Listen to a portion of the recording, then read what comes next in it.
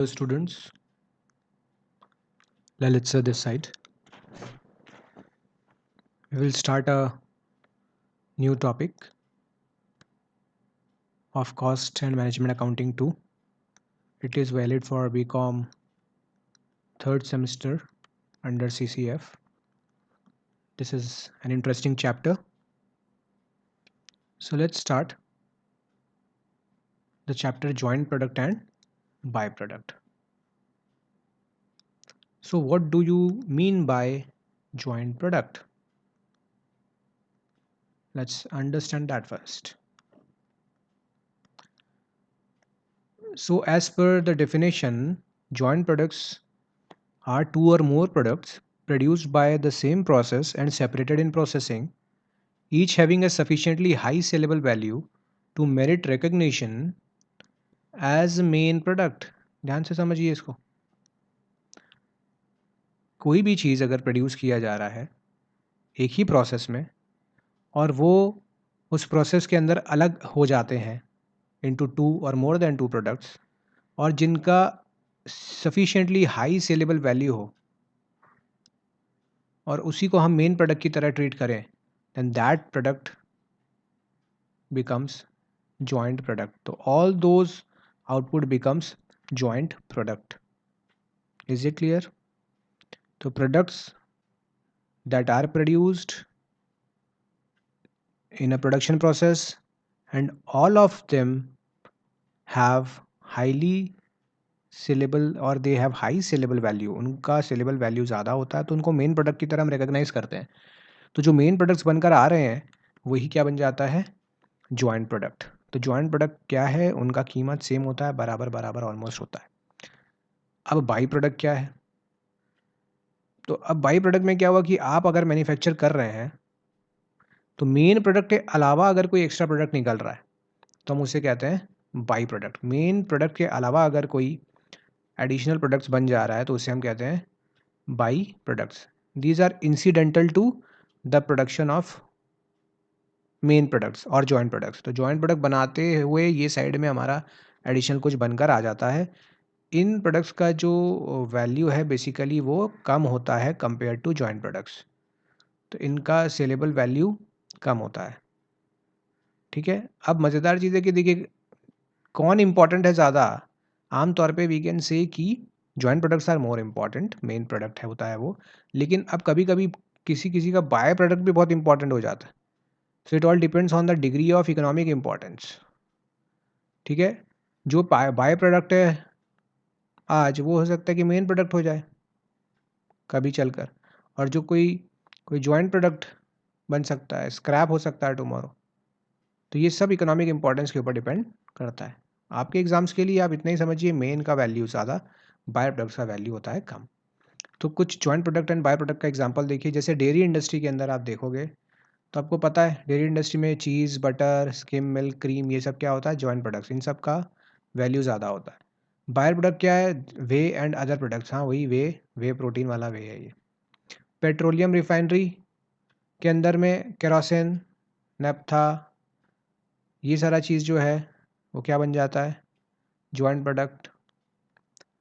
And paraffin, tar, oil cakes जो है वो क्या बन जाता है, बाय प्रोडक्ट. इनका वैल्यू थोड़ा कम होता है. आटा बनाने वाले मिल में तो पेटेंट फ्लोर, क्लियर फ्लोर जो है वो क्या है, वो है. और बान और वीट ग्राम जेम्स क्या है, वो बाय प्रोडक्ट है. राइस के अंदर पेटेंट राइस जो राइस है वो जॉइंट प्रोडक्ट है. बाकी जो हस्क भूसा वूसा निकलता है वो क्या है, वो बाय प्रोडक्ट है. सोप मैन्युफैक्चरिंग के अंदर में देखिए सोप अलग अलग वैरायटी का क्या है, वो है जॉइंट प्रोडक्ट. और जो ग्लिसरीन है वो बिकम्स बाय प्रोडक्ट. ठीक है. तो जॉइंट प्रोडक्ट और बाय प्रोडक्ट को आप डिफ्रेंशिएट कर लिए. अब क्या है इसके अंदर में, देखिए होता क्या है, हम लोगों का काम है कि कैसे हम जॉइंट प्रोडक्ट्स के बीच में अपने टोटल खर्चे को क्या करें, एलोकेट करें. तो इसको कैसे समझेंगे, देखिए आपने एक रॉ मटेरियल लिया, रॉ मटेरियल से बनाना चालू किया, तो एक पॉइंट के बाद ही तो अलग होगा प्रोडक्ट्स. तो इस पॉइंट को कहते हैं स्प्लिट ऑफ पॉइंट. क्या है ये, स्प्लिट ऑफ पॉइंट. तो इस स्प्लिट ऑफ पॉइंट तक तो जो खर्चा लगा वो सबके ऊपर लगा। मान लीजिए यहाँ पे 1,00,000 रुपीज़ खर्च हुआ है, तो अगर मान लो ए बी सी 3 प्रोडक्ट बन रहा है, तो 3 प्रोडक्ट 3 डिफरेंट मेन प्रोडक्ट्स है, जॉइंट प्रोडक्ट्स है, तो 1,00,000 का कितना प्रोपोर्शन ए के ऊपर आना चाहिए, बी और सी के बीच में किस हिसाब से अपोर्शन होना चाहिए या एलोकेट होना चाहिए, यही सीखना है हमें। तो एलोकेशन करने के लिए हमारे पास अलग अलग मेथड है। उसमें देखिए सबसे पहला मेथड फिजिकल यूनिट मेथड है, sale value at split off method है, नेट रियलाइजेबल वैल्यू मेथड है, नेट वैल्यू मेथड है। ठीक है, तो एक एक करके हम लोग ये सारे मेथड को पढ़ेंगे। ये हमारा फॉर्मूला, आप फॉर्मूला को लर्न भी कर सकते हो, एग्जाम्पल से समझते हैं तो ज़्यादा बेटर होगा। तो चलिए देखिए एग्जाम्पल। तो पहला मेथड है हमारा फिजिकल यूनिट मेथड। नाम से ही समझ में आ रहा है कि यहाँ पे जो प्रोपोर्शन होगा ना, वो फिजिकल यूनिट मतलब आउटपुट के हिसाब से होगा। सम्स को पढ़ते हैं। 1 ton of raw material put into a common process yields 4 joint products PQRS। 4 product बनकर निकल आ रहा है। Their weights being 63 kg, 117 kg, 180 kg, 540 kgs। और जो बचा हुआ है वेट के अंदर बैलेंस, वो क्या है, नॉर्मल वेस्टेज। तो देखिए 1 टन का मतलब हो गया 1000 kg। 1000 kg में से सामान जो बन के निकल रहा है वो 63, 117, 180 और 540। आप इन सब को ऐड करेंगे, you will get a total of 900। It means 100 का क्या है, नॉर्मल लॉस, नॉर्मल वेस्टेज है। तो यहाँ अब लिखा है कि based on the total process cost of 20,000 पर ton of raw material input, you are required to apportion the joint cost to the products PQRS। तो चारों प्रोडक्ट के बीच में मुझे ये 20,000 रुपये को बांटना है, क्योंकि रॉ मटेरियल का खर्च है 20,000। तो 20,000 में कितना पी के ऊपर आएगा, कितना क्यू में यूज़ हुआ, कितना आर में और कितना एस में, ये हमें निकालना है। तो कैसे करना है, आप एक सिंपल सा स्टेटमेंट बना लीजिए, उसमें प्रोडक्ट लीजिए PQRS और इनके सामने आउटपुट लिख लीजिए, क्योंकि फिजिकल यूनिट मेथड है तो यहाँ आउटपुट इंपॉर्टेंट है। तो हमने आउटपुट लिख लिया और टोटल आउटपुट जो बना 900, ये हमारे लिए इंपॉर्टेंट है। इस 100 का हमारे को अभी कोई काम नहीं है, ये सिर्फ शो करने के लिए। टोटल आउटपुट क्या बना, ये मेरे लिए इंपॉर्टेंट है। तो अब बेसिस ऑफ अपोर्शनमेंट क्या होने वाला है यहाँ पे, कि आप आउटपुट के हिसाब से बांटेंगे। तो सिंपल सा फॉर्मूला है कि कितना आउटपुट पी का निकला 1000 में 63, टोटल आउटपुट कितना था 900, तो 900 में से 63 किसका है, पी का, और इनटू जो टोटल कॉस्ट लग रहा है, तो निकल के आ गया 1400। तो 20,000 में से 1400 जो है वो कॉस्ट पी का के ऊपर अपोर्शन होना चाहिए, एलोकेट होना चाहिए। क्यू का 117, तो अब आप समझ गए 117 by total output into this, तो आप ये आराम से समझ जाओगे। वेस्टेज के लिए तो कुछ नहीं है, टोटल इनपुट हमारे को मिल गया 20,000 रुपये का। ठीक है, तो ये मेथड क्लियर है, याद रहेगा आपको ये कि फिजिकल यूनिट मेथड के अंदर आउटपुट हमारा मुद्दा है, किस बेसिस पर बांटना है मुझे इसको, आउटपुट के बेसिस पर। आप ये फॉर्मूले को गो थ्रू कर सकते हैं। पर्टिकुलर आउटपुट मतलब पी का कितना बना, पर्टिकुलर का मतलब हो गया कि पी का कितना बना, मान लो 63, टोटल आउटपुट इज 900, तो डिवाइड बाई 900 इंटू जो टोटल जॉइंट प्रोडक्ट का कॉस्ट है वो, ये इन टर्म्स ऑफ रुपी होगा। ठीक है, आगे देखते हैं नेक्स्ट क्या है मेथड। अब ये सर्वे मेथड। ठीक, सर्वे मेथड थोड़ा सा ट्रिकी है यहाँ पे कि अपने को इक्विवेलेंट यूनिट्स का ज़रूरत पड़ता है। वो कैसे निकलेगा, पहले इसको देखते हैं, पहले सम समझते हैं। सनलाइट मैन्युफैक्चरिंग कंपनी वो 4 प्रोडक्ट बना रहा है KLMN, जॉइंटली है, मतलब ये लोग joint product. The common cost incurred up to split off point, तो मैंने हम लोग आप समझ चुके हैं स्प्लिट ऑफ पॉइंट क्या है। For the third quarter of year 18-19 includes direct material 60, wages 40, overhead 50। इसका मतलब ये आउटपुट बनाने के लिए जो आउटपुट अभी KLMN का बन रहा है, उसके ऊपर जो जॉइंट कॉस्ट लग रहा है ना, वो ये है।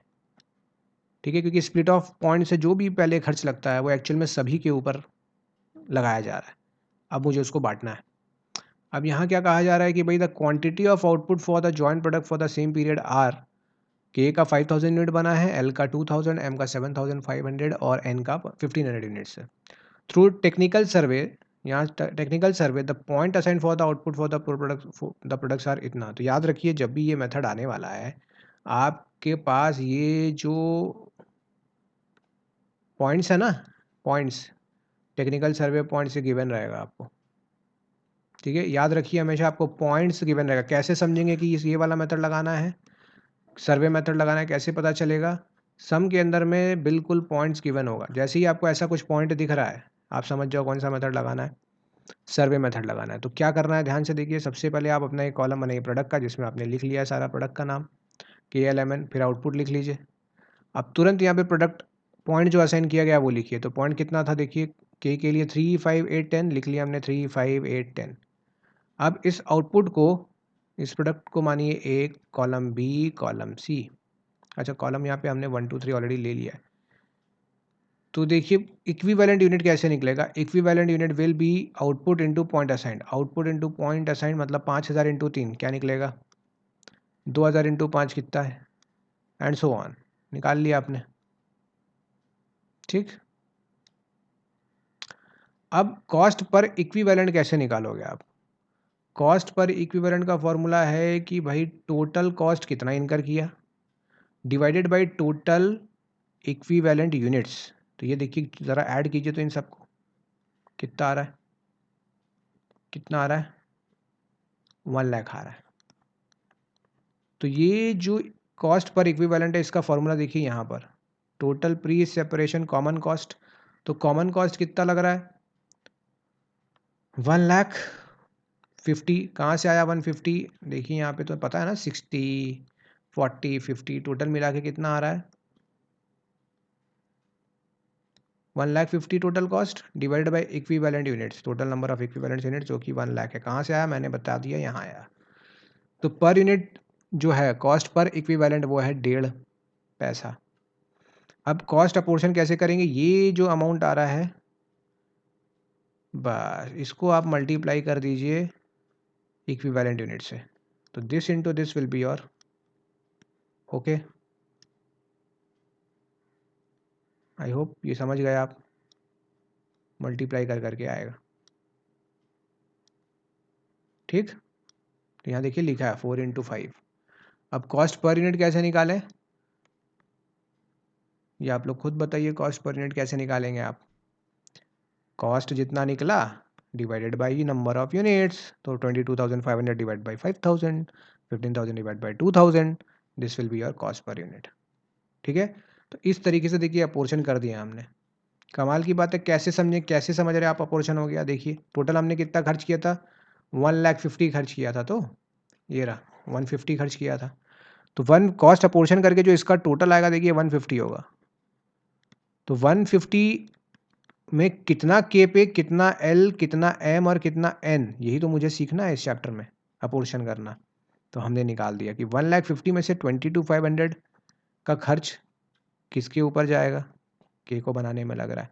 15,000 कौन से प्रोडक्ट पे लग रहा है, एल को बनाने में लग रहा है। बस ये तरीका है।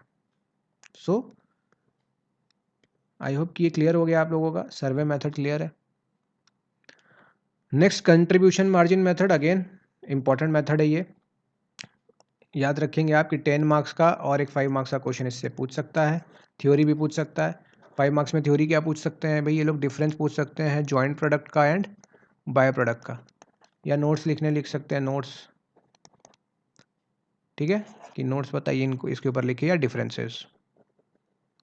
तो यही आ रहा है 10 मार्क्स के अंदर एक प्रैक्टिकल क्वेश्चन पूछा जा सकता है। आइए, तो कंट्रीब्यूशन मार्जिन मेथड क्या होता है, इसको समझने के लिए पहले आप समझिए कंट्रीब्यूशन क्या होता है। जितना भी सेल वैल्यू होता है उसमें से अपन वेरिएबल कॉस्ट को जब माइनस करते हैं तो उसको हम कहते हैं कंट्रीब्यूशन, ठीक है। और प्रॉफिट कैसे निकलता है, देखो मार्जिन मतलब ही प्रॉफिट। प्रॉफिट कैसे निकलता है, कंट्रीब्यूशन में से फिक्स कॉस्ट माइनस कर दो। तो क्या ध्यान रखना है, ये चार्ट को याद रखिए, सेल्स माइनस वेरिएबल कॉस्ट, नीचे लिख लीजिए कंट्रीब्यूशन। ये लिखिए सेल्स में से वेरिएबल कॉस्ट गया तो क्या निकल के आया, कंट्रीब्यूशन। और कंट्रीब्यूशन में से फिक्स कॉस्ट आप हटा दिए, then you get your profit, और जिसको कहते हैं margin. This is the proforma. तो ये अपने को पता होना चाहिए, तब अपने ये सम कर पाएंगे। तो फिर से इसको पहले क्वेश्चन समझना बहुत ज़रूरी है। क्वेश्चन को अगर आपने ध्यान से पढ़ लिया तो आपका आधा काम हो गया, समझ लो आप। क्वेश्चन समझना ही अपने आप में बहुत बड़ी चीज़ है। तो देखिए क्या है, star company produces 3 joint products PQR, the total common cost incurred for the month इतना, July 19 for the joint product up to split off point are as follows. तो ये आप समझ पा रहे हो अब आराम से, हर बच्चे को ये क्लियर होना चाहिए कि सर ये क्या है, ये वो खर्चा है जो अभी तक बटा नहीं है, स्प्लिट ऑफ के पहले का खर्चा है, तो ये सारा खर्चा ही मुझे अपोर्शन करना होगा। ठीक है, तो जॉइंट कॉस्ट जब भी आप कर रहे हैं, जॉइंट कॉस्ट निकालना है आपको, जॉइंट प्रोडक्ट जो चैप्टर है इसके अंदर अपोर्शन सीखना है, तो याद रखिए ये स्प्लिट ऑफ पॉइंट के पहले की कहानी है। ठीक है, सारा खर्चा जो आपको अपोर्शन करना है वो स्प्लिट ऑफ पॉइंट के पहले का सारा खर्चा। तो अब 30, 35, 25, 54 है, तो पहले मुझे पता होना चाहिए कि टोटल खर्चा है कितना। तो अपने क्या करना है, टोटल पहले क्या निकाल लोगे आप, खर्च निकाल लोगे। तो कैसे निकलेगा, ये रहा, मटेरियल 30 का लगाया, डायरेक्ट लेबर 35 का लगाया, तो प्राइम कॉस्ट निकल गया 65, ओवरहेड्स है 25, कुल मिला के जो वेरिएबल कॉस्ट या मार्जिनल कॉस्ट कितना निकल गया, 90,000। और आउटपुट टोटल कितना निकल रहा है, देखिए लिखा है सम के अंदर में। चलो इसको कंप्लीट करें पहले सम को। वेरिएबल कॉस्ट दे दिया है हमें 854 दे दिया है, सेलिंग प्राइस दे दिया हमें 24, 16, 14, और आउटपुट भी दे दिया 4, 6 एंड 5000। तो टोटल हमारे पास आउटपुट कितना है, 4000 प्लस 6000 प्लस 5000 विच इज 15000। तो वेरिएबल कॉस्ट पर यूनिट आपका निकाल लेना पहला काम होगा। तो स्टेप नंबर 1 इसमें क्या करना है, इस मेथड में कंट्रीब्यूशन मार्जिन में आपको वेरिएबल कॉस्ट पर यूनिट निकालना है। तो ये वेरिएबल कॉस्ट पर यूनिट निकालने का तरीका, टोटल वेरिएबल कॉस्ट ले लीजिए। तो कहाँ से निकलेगा टोटल वेरिएबल कॉस्ट, सारे खर्चे को जोड़ दीजिए और बस फिक्स कॉस्ट को माइनस मत कीजिए। ठीक है, तो सारा जितना आपने खर्च किया है, डायरेक्ट लेबर, मटेरियल, ओवरहेड्स, ये सब जोड़ के निकल जाएगा वेरिएबल कॉस्ट। ओके, और उसको डिवाइड कर दीजिए टोटल आउटपुट से। तो क्या निकल के आएगा, वेरिएबल कॉस्ट पर यूनिट। ठीक है, तो अब देखें स्टेटमेंट बनाते हैं कि कैसे आप इसको शो करोगे। तो सबसे पहले आपने देखिए प्रोडक्ट लिख लिया 1, 2, 3, 4। अब इसको प्रोडक्ट 1, कॉलम 1 है अपना, तो इसमें PQR हमारा 3 प्रोडक्ट है। फिर लिख लिया हमने, बनाया कितना है 4, 6 और 5, यहाँ तक सब सेम था।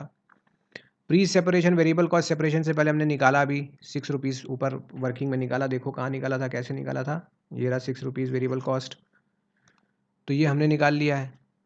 पोस्ट सेपरेशन वेरिएबल कॉस्ट निकलेगा वही 8, 5 और 4, 8, 5 और 4, देखिए लिखा है ना, variable cost after split off point. ठीक है, यहाँ पर देखिए आप ध्यान से, आफ्टर स्प्लिट ऑफ पॉइंट, ये रहा after split off point, this point. ठीक है, ये पॉइंट 8, 5 एंड 4, तो इसको हमने यहाँ पे लिख लिया 8, 5 एंड 4। तो टोटल वेरिएबल कॉस्ट कितना पड़ा बेटा, टोटल जो ये रहा, जोड़ दिया। ठीक है, सेलिंग प्राइस हमें पता है, अब ज़रा गौर से बताना, सेलिंग प्राइस हमें पता है, वेरिएबल कॉस्ट हमें पता है, प्रोफॉर्मा के हिसाब से क्या सीखे थे, selling price minus variable cost क्या निकल के आता है, कंट्रीब्यूशन। तो देखिए हमने कंट्रीब्यूशन कैसे निकाला, सेलिंग में से क्या माइनस कर दिया, वेरिएबल कॉस्ट, देखिए 6 - 5, तो निकल गया कंट्रीब्यूशन। तो अगर मैं चेक करूं टोटल कंट्रीब्यूशन निकाल लूं, निकाल सकते हो ना total contribution, contribution per unit निकाल लिए, टोटल यूनिट कितना है 4000, तो कितना निकल रहा है कंट्रीब्यूशन 40,000। सिमिलरली कितना इसका निकलेगा क्यू का 30,000। ठीक है, और बचा कितना, आर का कितना है 20,000। अब कंट्रीब्यूशन हमें पता है, और सम में देखो फिक्स कॉस्ट हमें दिया था, देख सम में अपने को फिक्स कॉस्ट के बारे में कुछ बोला है क्या, नहीं बोला, तो ये हम निकालेंगे। कैसे निकालेंगे फिक्स कॉस्ट, फिक्स कॉस्ट का फॉर्मूला देखिए यहाँ पे, contribution divide by total contribution, contribution of the product divide by total contribution into total fixed overhead. तो देखिए पी के लिए क्या था, पी का कंट्रीब्यूशन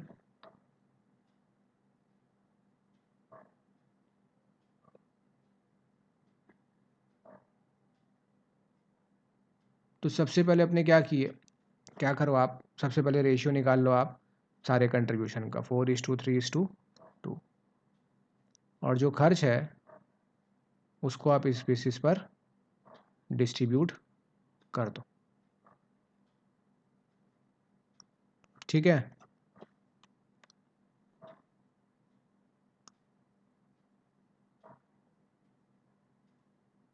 ये देखो क्या है, ये है ना हमारा फिक्स्ड ओवरहेड। तो फिक्स्ड ओवरहेड को अपने किस रेशियो में बांट दे रहे हैं, कंट्रीब्यूशन के रेशियो में बांट देना है। तो बांट दिया हमने। अब फिक्स कॉस्ट हमें पता है, कंट्रीब्यूशन हमें पता है, कंट्रीब्यूशन में फिक्स कॉस्ट माइनस करते हैं तो क्या आता है, प्रॉफिट। तो ये भी हमें पता चल गया प्रॉफिट। ठीक है, इज इट क्लियर।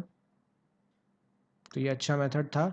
ध्यान रखिए, क्या ध्यान रखना है, अगर फिक्स कॉस्ट अपने को एलोकेट करना है तो फिक्स कॉस्ट कंट्रीब्यूशन के रेशियो में डिवाइड कर दो। ठीक है, नेक्स्ट मेथड में आते हैं, मार्केट वैल्यू मेथड। तो मार्केट वैल्यू मेथड में मार्केट वैल्यू सेपरेशन पॉइंट पर, मार्केट वैल्यू फर्दर प्रोसेसिंग में, और नेट रियलाइजेबल और रिवर्स कॉस्ट मेथड। इसके अंदर 3 तरीका और है जिसको हम लोग को समझना है। तो समझते हैं। एक कंसर्न जो एंगेज्ड है प्रोसेस इंडस्ट्री में, 4 प्रोडक्ट उसमें से इमर्ज होकर आता है। Total cost of input for the period 31 September 19 is 2,53,500। Detail of output additional cost after split off point sales value of the products are appended below. तो cost हमको after split off पता है और अपन को cell value पता है। तो exam के लिए ये वाला जो है इम्पॉर्टेंट सम्स है, मार्केट वैल्यू वाला। तो प्रोडक्ट ए 8,000 यूनिट आउटपुट बना, यूनिट 5, 3 और 4। स्प्लिट ऑफ पॉइंट के बाद ए पे खर्च 60,000 का लग रहा है, बी पे खर्च 10 लग रहा है और डी पे खर्च 20 लग रहा है। और सेल वैल्यू हमें पता है 4 होगा। अब लिखा है if the product are sold at split off point without further processing the sale value would have been this much. मतलब स्प्लिट ऑफ के बाद का ये खर्चा है ना, अगर यहाँ नहीं खर्च करके बनाने के बाद ही अपने बेच दें ये, तो ये हमारा सेल्स वैल्यू आ जाएगा। तो आपको बोल रहा है प्रॉफिटेबिलिटी का एक स्टेटमेंट बनाइए, प्रोडक्ट बिंग सोल्ड पहला आफ्टर फर्दर प्रोसेसिंग और दूसरा एट स्प्लिट ऑफ पॉइंट। तो दोनों बताना, 2 क्वेश्चन पूछ लिया। प्रोसेस करने के बाद मतलब आफ्टर स्प्लिट ऑफ खर्च हुआ, प्रोसेस हुआ, फिर बेचा, तो प्रॉफिट कितना। और दूसरा बोल रहा है कि अगर हम नहीं बेचते, स्प्लिट ऑफ के बाद हम ये खर्च नहीं करते तो कितना होता। तो यहाँ सेल वैल्यू फिर यहाँ लेके चलना पड़ेगा। चलिए देखते हैं इसको कैसे करना है।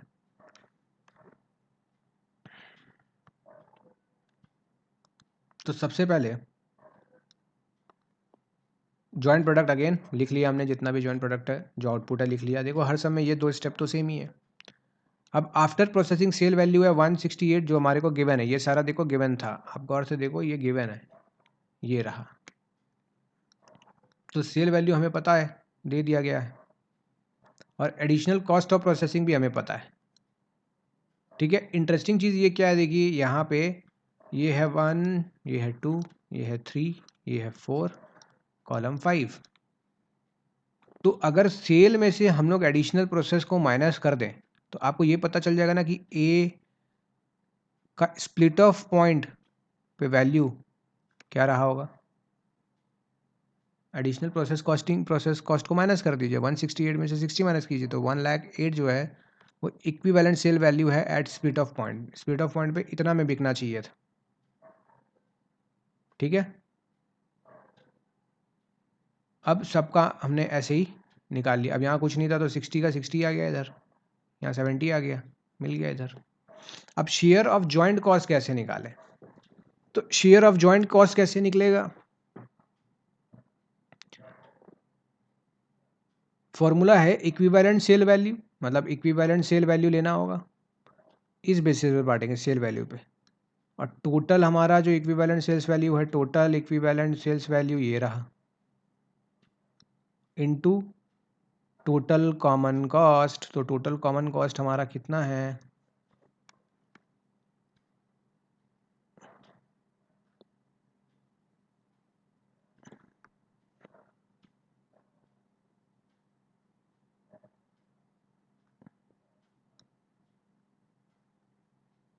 टोटल कॉस्ट कितना है 253,500। तो आप लोग ये कैलकुलेट करके देखिए कि ये आ रहा है कि नहीं आ रहा है। कैलकुलेटर निकालिए और इसको सॉल्व करके देखिए।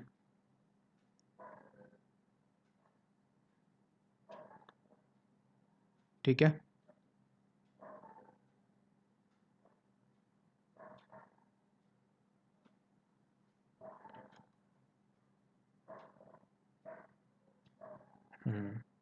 तो आप चेक कीजिए, आपका सारे का वैल्यू ये आना चाहिए।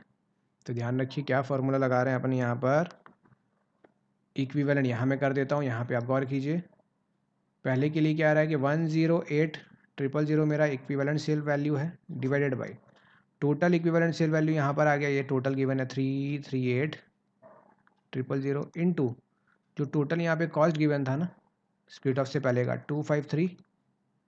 253,500, बस मल्टीप्लाई कर दीजिए, आ गया 81। और अब आपका निकल जाएगा प्रॉफिट अर्न्ड। प्रॉफिट अर्न कैसे निकलेगा, दिस माइनस दिस, इसको लीजिए 6, तो प्रॉफिट विल बी 5 माइनस 6। तो स्टेप नंबर 1 सॉल्व।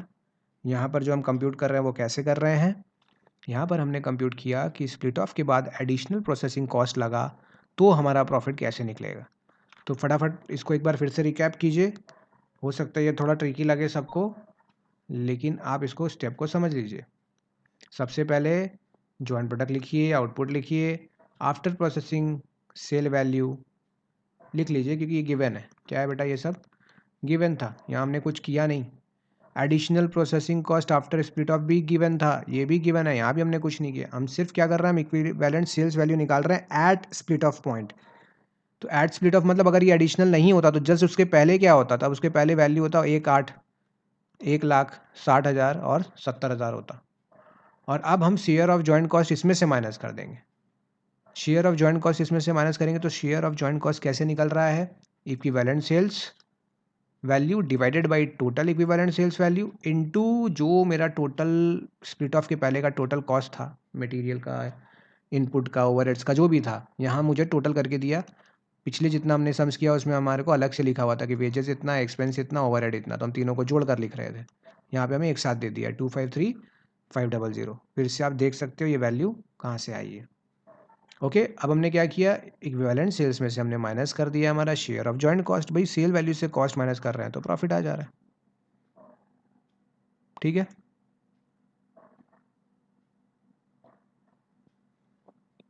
अब मेरे से पूछा था कि अगर एडिशनल कॉस्ट ना लगे तो प्रॉफिट कितना होगा, मतलब एट स्प्लिट ऑफ पॉइंट अगर है, फर्दर एडिशनल प्रोसेस किए बिना बेचा जा रहा है तो क्या होगा profit. A B C and D output हमारा गिवन है, सेल्स वैल्यू हमारे को गिवन था, ये भी हमारे को गिवन था। तो शेयर ऑफ जॉइंट कॉस्ट हमने निकाला, तो यहाँ पर इसको बेसिस लेके चलना हो, इस वाले को बेसिस लेके चलना होगा। मतलब ये वैल्यू कैसे आई होगी, यहाँ पर ये वैल्यू आई होगी कितना, 115,000 डिवाइडेड बाई टोटल कितना आ रहा है, पहले का ए का निकाल रहा हूँ, बाकी का आप खुद निकाल लोगे, इनटू टोटल खर्च कितना था 253,500। तो आप लोग भी निकालो, फटाक से चेक करो कि ये आ रहा है कि नहीं। 1,15,000 डिवाइड बाई 3,40,000 मल्टीप्लाइड बाई 253,500। तो हमारे को वैल्यू मिल गया बिल्कुल 85743।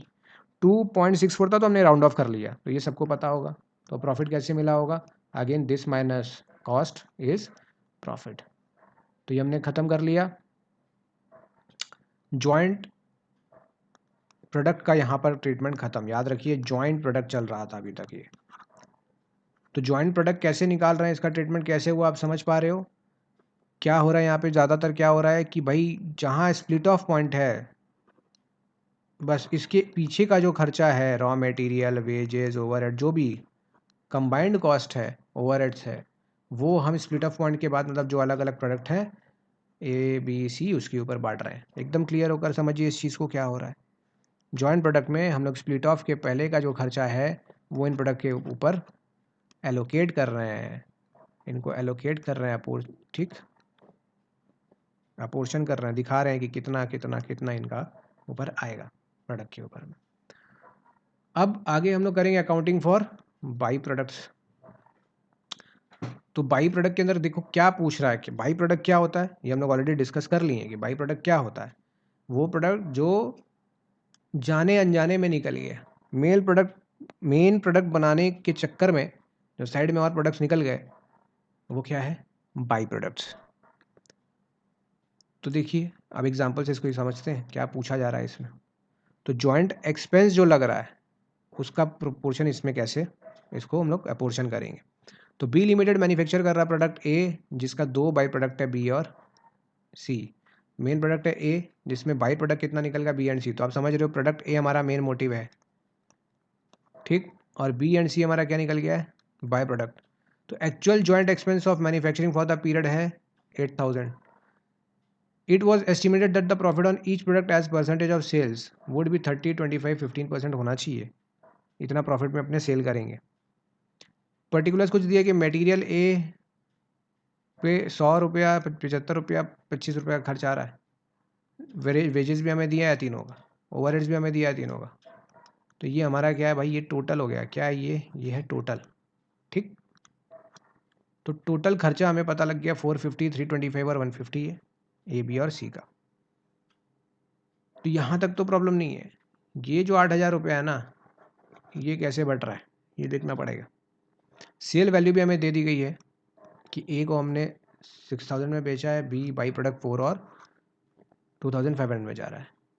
और यहाँ आपसे कह रहा है कि प्रिपेयर कीजिए एक स्टेटमेंट जिसमें आप ये बताइए, अपोर्शन करके दिखाइए joint expenses of manufacturing over different products. तो अगेन अगर ये 8 है तो 8 में से कितना ए पे जा रहा है, बी पे जा रहा है और सी पे, कितना मेन प्रोडक्ट पे लग रहा है, कितना बाई प्रोडक्ट्स पे लग रहा है, ये हमें सीखना है। तो सबसे पहले आप क्या करो, कुछ कुछ नोट्स बना लो जिसमें आप सबसे पहले निकालो कि टोटल कॉस्ट कितना है प्रोडक्ट का, टोटल कॉस्ट क्या आ रहा है, ठीक है। तो टोटल कॉस्ट कैसे निकलेगा ये बताइए। अब यहाँ लिखा है कि जो मैन्युफैक्चरिंग करने के लिए जो एक्चुअल जॉइंट कॉस्ट लग रहा है वो है 8000 रुपीज़ का। और जो बता रहे हैं कि जो प्रॉफिट एस्टिमेट किया गया है इस प्रोडक्ट पे वो है परसेंटेज ऑफ सेल्स पे 30, 25 और 15 है। तो और हमें सारा खर्चा लिखा हुआ है इंडिविजुअल प्रोडक्ट्स का। ए हमारा कौन सा प्रोडक्ट है, ए हमारा मेन प्रोडक्ट है और बी ये मतलब जॉइंट प्रोडक्ट, और बी और सी हमारा क्या है, बाई प्रोडक्ट। इन सब का खर्चा यहाँ पे गिवन है।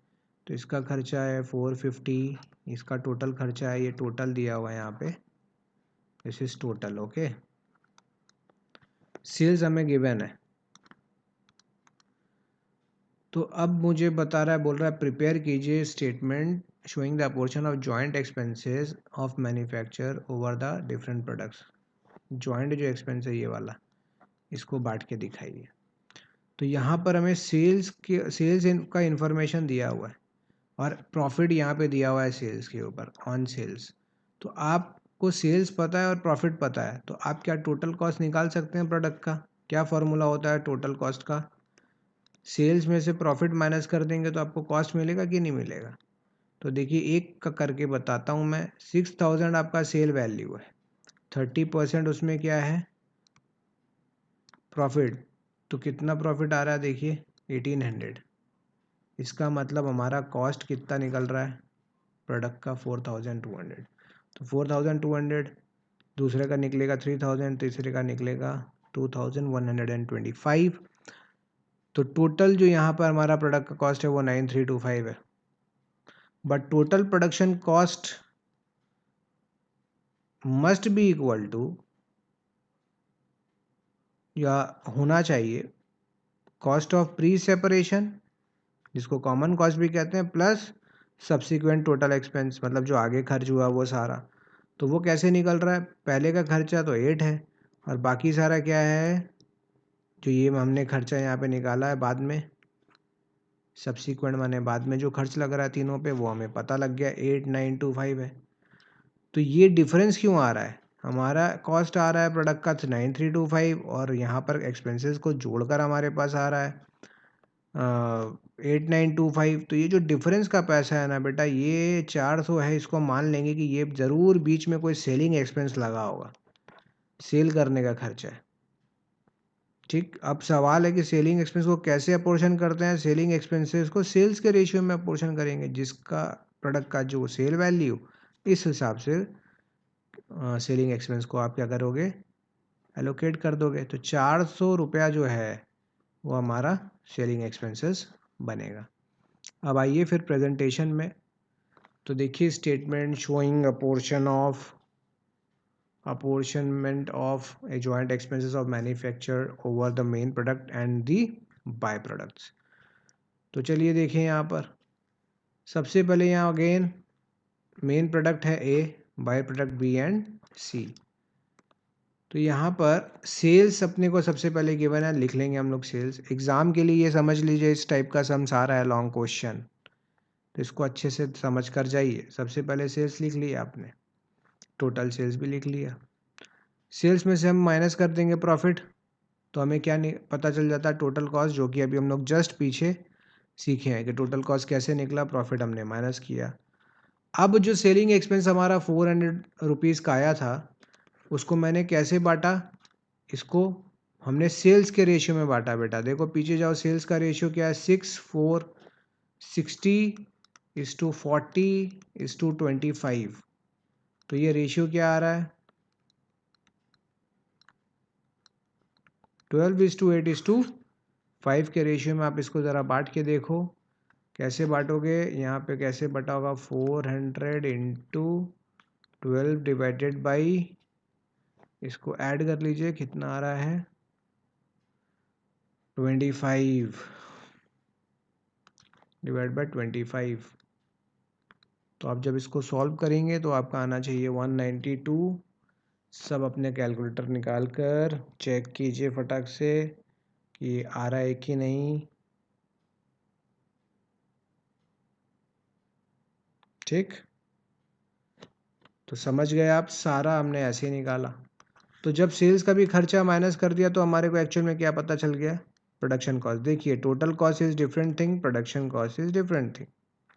तो प्रोडक्शन कॉस्ट तीनों का हमने निकाल लिया। अब इसमें से हमने लेस किया सब्सिक्वेंट एक्सपेंसेस। देखो 8925 का सिग्निफिकेंस देखिए, आ गया ना 8925, यही तो था हमारा टोटल प्रोडक्शन कॉस्ट, और ये हमने देखो यहाँ डिस्ट्रीब्यूट करके दिखाया, ये निकल गया हमारा 8920। तीनों के ऊपर क्या क्या प्रोडक्शन कॉस्ट लगा, तीनों का निकल गया। फिर इसमें से हमने सब्सिक्वेंट एक्सपेंसेस को माइनस कर दिया, ठीक है, तो आ गया शेयर ऑफ कॉमन कॉस्ट। क्या ध्यान रखना है, क्या स्टेप लेकर आए आप, सेल से कंप्यूट कर रहे हैं, बैक कैलकुलेशन करते हुए आ रहे हैं, इसको कहते हैं बैक कैलकुलेशन। आप प्रोडक्शन कॉस्ट निकाल लिए और इसमें से हमने सब्सिक्वेंट एक्सपेंसेस को, जो बाद में एक्सपेंसेस किया गया, उसको हमने माइनस कर दिया। तो ठीक कहाँ पहुँच गए हम लोग, स्प्लिट ऑफ पॉइंट पे पहुँच गए, और वहाँ पे क्या क्या खर्चा था तीनों का, वहाँ से एग्रीगेट कर दिया हमने। ठीक है, समझ पा रहे हो क्या हो रहा है ये। चलो इसको मैं कोशिश करता हूँ आपको एक डायग्राम से समझाने का। एक चीज़ है जिसका 1000 रुपये का सेलिंग प्राइस दिया हुआ है, या ऐसे नहीं, पहले आपको मैं सीधा स्टोरी समझाता हूँ, फिर बताता हूँ बैक कैलकुलेशन कैसे आया होगा। एक आइटम पे खर्च हुआ मान लीजिए 10,000 रुपीज़, और जब ये नीचे आया तो क्या बना बेटा, यहाँ पे 3 प्रोडक्ट बन गया X, Y एंड Z। ठीक है, अब हमने यहाँ पे भी कुछ खर्च कर दिया इसके ऊपर में, 100 रुपया, 200 रुपया, 300 रुपया, और फिर हमने इन तीनों को सेल कर दिया। तो यहाँ पे हमने सेल कर दिया,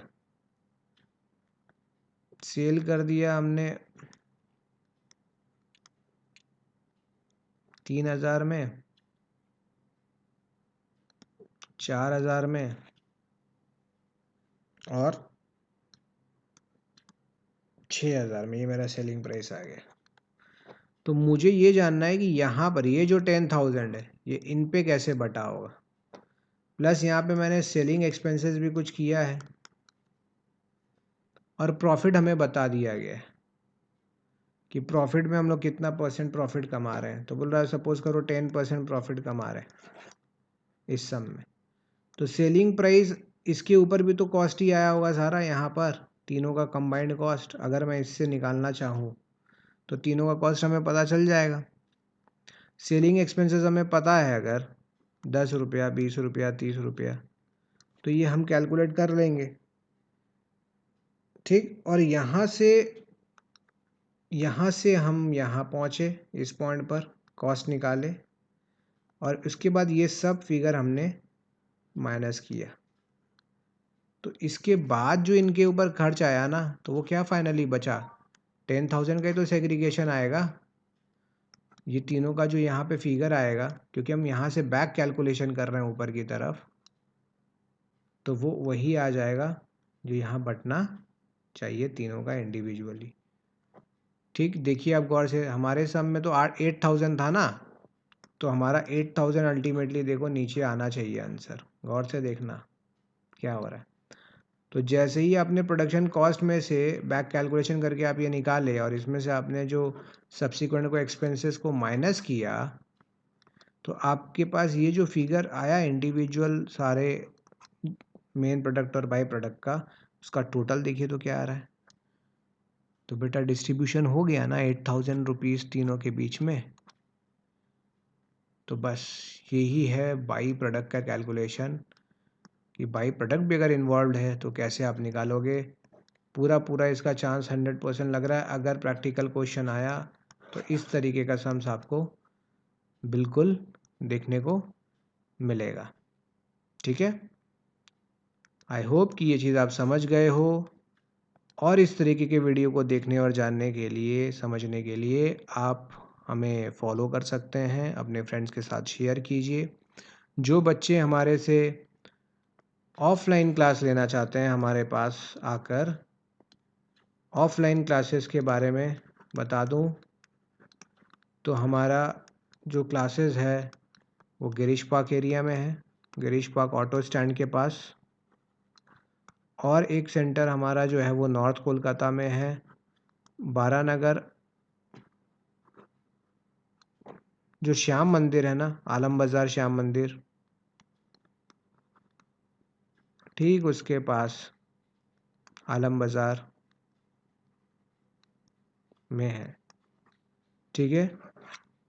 तो बीकॉम 4th सेमेस्टर का जो फीस है हमारा, वो ऑफलाइन मोड में रहने वाला है 6,000 रुपीज़ फॉर ऑल सब्जेक्ट्स, ठीक है। ध्यान रखेंगे 6,000 रुपीज़ फॉर ऑल सब्जेक्ट, ये हमारा नॉर्मल फीस है। और अगर कोई भी स्टूडेंट 10 स्टूडेंट्स आप लोग ग्रुप में आते हो तो this will be reduce to 5,000 per student, ठीक है। और अगर आपको यही ऑनलाइन करना है क्लासेस, अगर ऑनलाइन आप करना चाह रहे हो तो फी विल रिड्यूस टू 3,000 पर स्टूडेंट, ठीक है। और फॉर ऑल सब्जेक्ट्स, ये ध्यान रखिए, ये हम लोग जो कुछ भी कर रहे हैं सिलेब फीस जो है वो ऑल सब्जेक्ट का है, ठीक। प्रैक्टिकल आईटी वगैरह अगर कुछ है तो वो नहीं होगा। और यही प्रोविज़न हमारे सारे सेमेस्टर्स में अभी लगेगा from sem 1 to sem 8, sem 1 to sem 8, ठीक है। तो आप शेयर कर दीजिए अपने फ्रेंड्स के साथ, ग्रुप में आप सब आइए तो आपको ये ऑफ़र मिल जाएगा सभी को।